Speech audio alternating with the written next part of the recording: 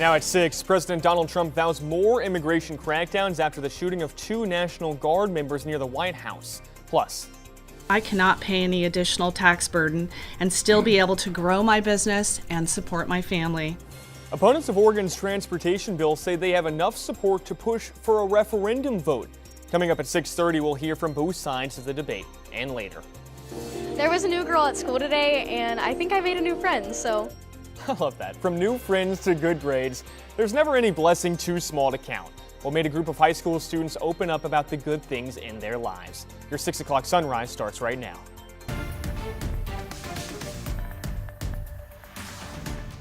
Good morning and thank you for joining us. I'm Thomas Schultz. We begin with breaking news this morning. A pedestrian was hit and killed along I-405 in southwest Portland. It happened around 1:40 this morning. Police say a man was hit by a vehicle on I-405 near southwest Corbett Avenue. The driver remained on the scene and is cooperating with investigators. Chris McGinnis joins us now. And Chris, I know that's something you've been watching very closely. Yeah, still closed, of course, with that freeway closure. This right now is the shot from southwest McAdams. So you're looking northbound here.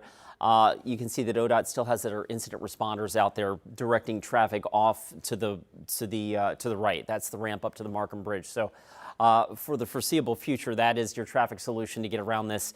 Again, I-5 north up over the Markham and then taking the long way around town. We'll certainly keep you posted on that. The remainder of our freeway drive, it's still a little drippy and misty out there, so some water on the roads, but the heavy rain that we saw last evening has wrapped up, and obviously a lot of folks still sleeping in, so the drive out there, as you might expect, very, very light this morning. All right, let's get you a look at radar. Again, we still have some sprinkles or mist or drizzle out there this morning. The trend over the last 3 hours is for this to diminish, and you can see that here on radar. We still have a pretty good band of some rain and snow working its way out through eastern Oregon, through the Columbia Basin, and then up over the Blues and the Wallowas. That will be dissipating as well as we go through the mid-morning hours. Right now, though, a low cloud deck over downtown. It looks like Portland no longer reporting rain at the last observation here at PDX. It's 52. Temperature-wise today, we're not going very far. We're going to be hovering in the low 50s for most of the day. As we mentioned, showers diminishing between now and about 9 or 10 o'clock. Our day turns out mostly dry.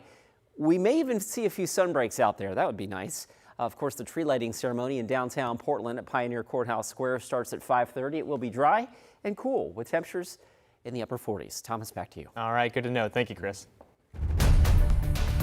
We are also following breaking news this morning of a stabbing in southeast Portland at Candelaria Plaza Apartments. That's near southeast 162nd and Taylor Street. Let's get out to Jake Holter, who's been on scene for quite some time now. Jake, what's the latest? Well, Thomas, Portland Police Bureau's Mobile Command Unit, which is this large vehicle behind me, has been on scene for about an hour now, and in the last half hour, we've seen what appear to be detectives arrive. That's typically an indication of a serious situation. We're still working to confirm whether or not this stabbing ended up being fatal. In this video captured earlier, you can see a fire truck and ambulance on scene as well. Those have since left. There's about 5 police cars here now in addition to the mobile command unit at this apartment complex. And again, like you said, early reports indicate that it is a stabbing here at the Candelaria Plaza Apartments. It's believed to have happened shortly before 4 this morning. This is on southeast 162nd Avenue. That's about 2 blocks south of Stark Street. The scene is still very active, and we are working to update you with the latest information. We'll be sure to get that out to you as soon as we know it. Thomas? All right, thank you, Jake. We'll check back in the next half hour. We have a heartbreaking update in the shooting of 2 National Guard members in Washington, D.C. One of them has died.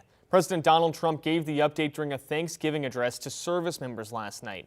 National Guard Specialist Sarah Beckstrom from West Virginia was just 20 years old. Highly respected, young, magnificent person. Started service in June of 2023. Outstanding in every way.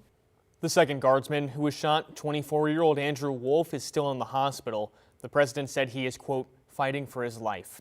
During the address, the president also called the shooting a, quote, terrorist attack.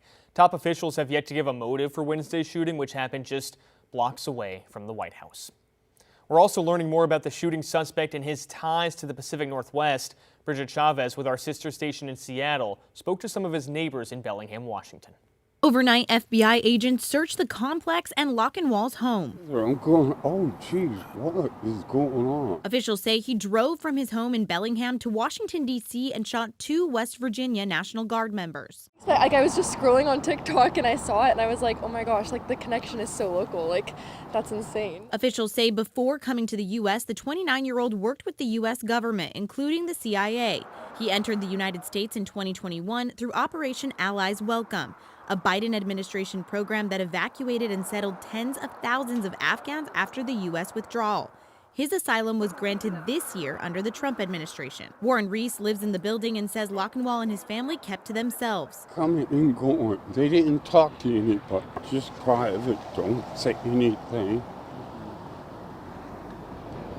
Each to his own. He says he didn't interact with them much. They just come and go, kept it quiet to themselves. Others who live in Bellingham say they're stunned.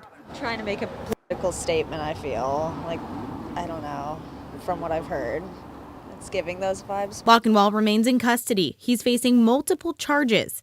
Officials say it's too soon to say what his motives were. A lot of us here at least are like kind of anti all the gun violence. So I think it's kind of interesting that he chose like that route with like shooting them, but.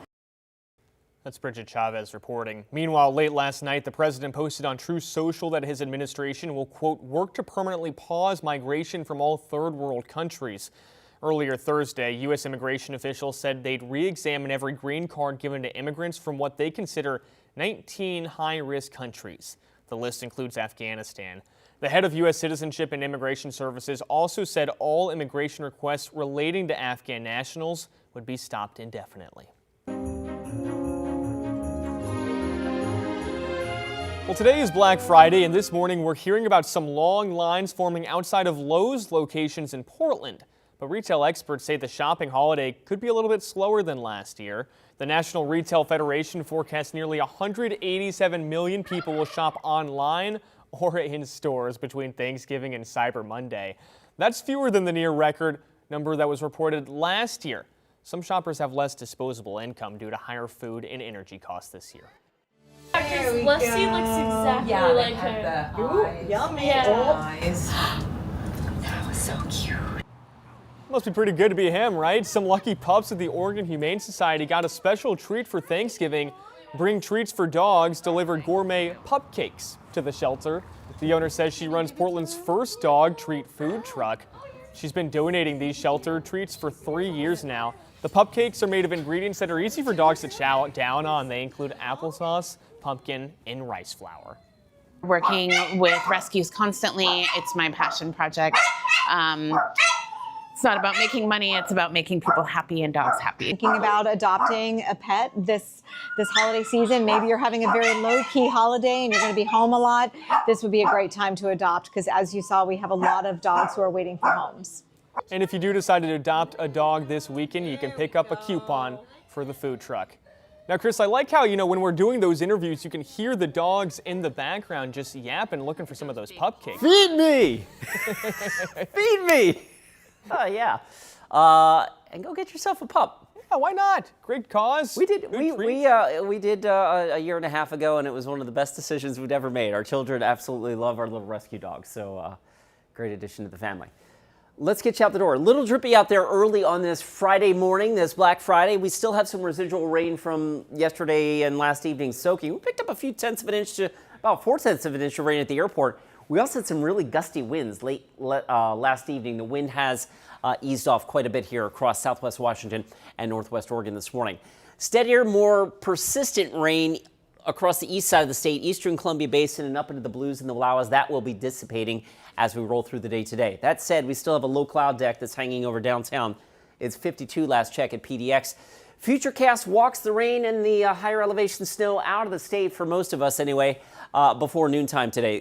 Clouds will probably be quite stubborn, but we may poke a few holes in that cloud cover later this afternoon. Of course, the tree lighting ceremony starts at Pioneer Courthouse Square at 5:30, and it looks like we will be dry, so happy to report that. Also, in the wake of that system, expect some gusty east wind to develop near the Columbia River Gorge early tomorrow morning. But outside of that, our Saturday forecast is generally dry. Another weak system slides through tomorrow evening with a chance of a few sprinkles and some snow showers out across the Columbia Basin. There could be a few inches of accumulating snow in the higher terrain in the Cascades and points east during the day on Saturday and Saturday evening.